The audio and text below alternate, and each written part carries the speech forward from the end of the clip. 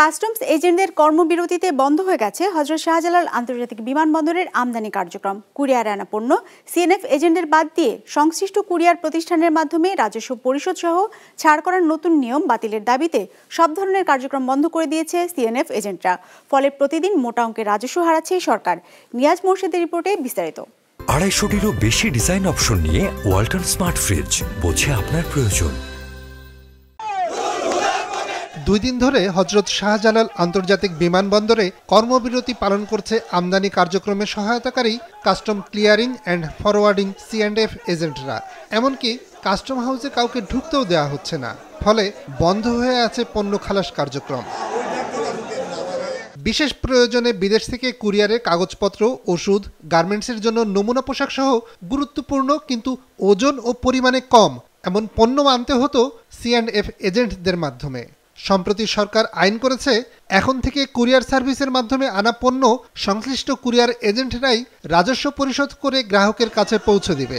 C and F এজেন্টদের আশঙ্কা, এতে করে কাজ হারাবে তারা। এখানে আমরা এজেন্ট আছি, এজেন্টরা মাল ক্লিয়ার করবে এবং তারা পরিবহন করবে। এই আইনটাই ছিল এবং এই আইনটাই যথাযথ। আমাদের প্রায় 10,000 এমপ্লয়ি যদি আমার কর্মহীন হয়ে যায়, আপনারা যদি এটা আরো মডার্নাইজ করতে চান আপনাদের করেন, আমাদের ট্রেনিং দেন বা আমাদেরকেও, আমরা তো মনে করি ওদের সাথে আমরা স্কিল। সরকারের এই সিদ্ধান্ত বাতিলের দাবিতে সিএন্ডএফ এজেন্টরা তাদের অফিস বন্ধ করে রাস্তায় নেমেছে। ফলে হযরত শাহজালাল আন্তর্জাতিক বিমানবন্দর দিয়ে বন্ধ হয়ে গেছে সব ধরনের আমদানি কার্যক্রম। অনেক অফিসার আছে করাপ্টেড, ভালো মানুষ আছে, আর খারাপ মানুষের সংখ্যা অনেক। তারা প্রতিনিয়ত ডিস্টার্ব করে, টাকার জন্য হয়রানি করে।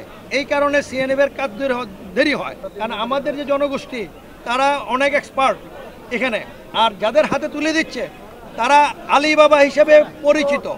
বিমানবন্দরে কাস্টম হাউস বলছে, সরকারের তৈরি করা আইন তারা বাস্তবায়ন করছে মাত্র। আইন বাতিল বা স্থগিত কিংবা অকার্যকর করার কোনো ক্ষমতা নেই কাস্টম হাউসের। এই আইনটি সরকার কর্তৃক প্রণীত এবং সেই আইনটি বাস্তবায়নের জন্য আমরা একটি ফিল্ড অফিস আমরা সেটা চেষ্টা করছি, যেটা জনগণ এবং রাষ্ট্রের জন্য সুবিধা হবে। এটার বিষয়ে অন্য যে কোনো সিদ্ধান্ত আসলে সরকারই নিতে পারবে। আমরা ওনাদেরকে অনুরোধ করেছি যেন জনগণের জন্য যে সেবাটি এখানে চালু আছে এই অফিসটা, সেটা যেন ব্যাহত না হয়, মানুষ যেন কষ্ট না পায়, আপনারা সেভাবে দয়া করে এটা খেলবেন।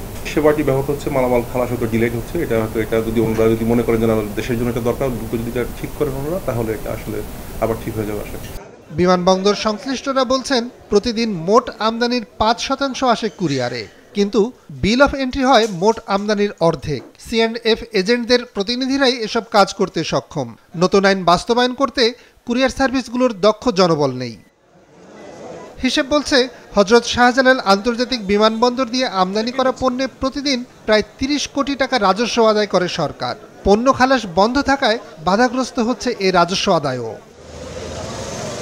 নিয়াজ মোর্শেদ, বিজনেস রিপোর্ট, মাছরাঙা টেলিভিশন।